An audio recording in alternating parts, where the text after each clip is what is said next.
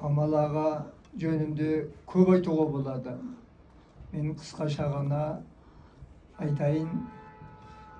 Біріншіден бізді жас журналистерді Ғаділбек Шалахметов екеумізді Мәскеуге білім алыңдар деп 2 жылдық сценаристер дайындайтын жоғары курсқа жіберген адам осы министр кезінде Камал аға болатын.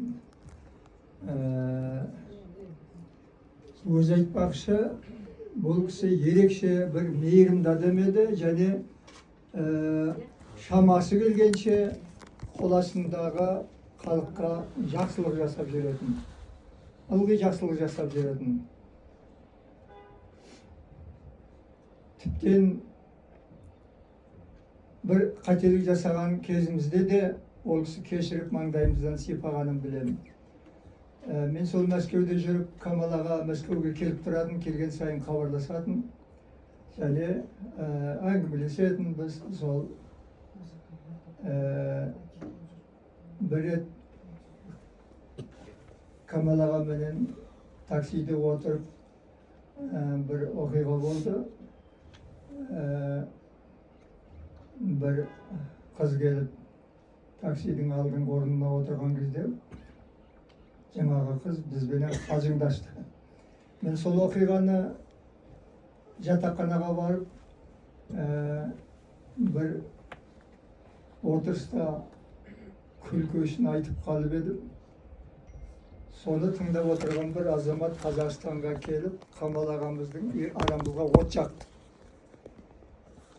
Камал аға министр мені шақырды, мен қол астында істеймін. Смағұл, оның не сенің мені күлкі қылғаның деп. Мен түсіндірдім, ешқандай да күлкі болған жоқ, бірақ енді болған оқиғаны бір айтып бергенім еді деп. Сонда Камал аға бас изеп сол енді байқап сөйлеу керек деп тәрбиелеп мені шығарып салды. Бұл үлкен маған сабақ болды. Жалпы белгілі адамдар жайлы тіптен күлкілі әңгіменің өзін айтуға болмайды екен көпшіліктің көзінше. Оны басқа біреулер түрін өзгертіп, араңызға от жағып жібереді екен. Үлкен сабақ болды. Неке осындай ғажайып адам еді, ал енді Камал ағаның жаңағы қазақ киносында ізі қалды ғой. Ол жайлы экранда біз айтып өттік. Мынау 4 фильмнің бірі, жылына единица дейді оны. Өтпей қалған жағдайда табан астында Камал аға жол тауып, Ғабит Мүсіреповке барып, сіз Қыз жібекті жазып жүрген адамсыз ғой. Жазасыз ба сценарийін? Төлесіңдер жазып, төлейміз. Сосын шауып отырып, Қонаевқа барып, неке Мүсірепов жазайын деп жатыр Қыз жібектің сценарийі. Осыны анау босап қалған единицаның орнына салайық деп жатырмыз деген. Қонаев та жақсы деген бас изеген. Неге сөйтіп, күтпеген жерден Камал ағаның қамқорлығы арқылы өмірге Қыз жібек фильмі келгенін білеміз. Солай болды өмірде.